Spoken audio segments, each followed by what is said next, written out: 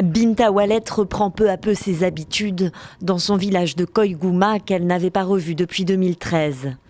À cette époque, avec sa famille, elle fuit ce village touareg par peur des représailles des forces armées maliennes et trouve refuge en Mauritanie voisine.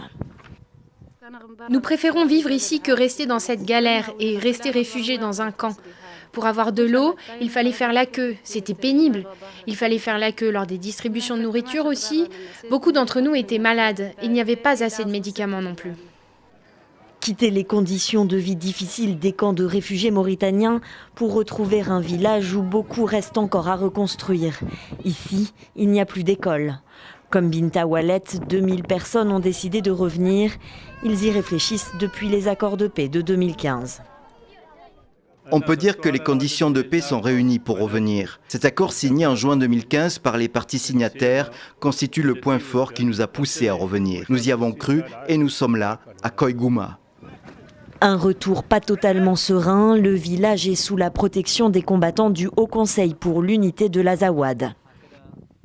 C'est une obligation pour nous de protéger nos frères et sœurs qui sont rentrés du camp. Ils sont partis car ils n'avaient pas pu se défendre lors d'attaques ou de représailles. Ils ont décidé de rejoindre leurs terres, il faut les protéger.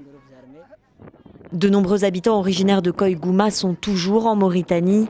Ils hésitent encore à revenir. Ceux qui ont déjà fait le trajet retour espèrent que leur projet de réinstallation encouragera leurs proches à les rejoindre prochainement.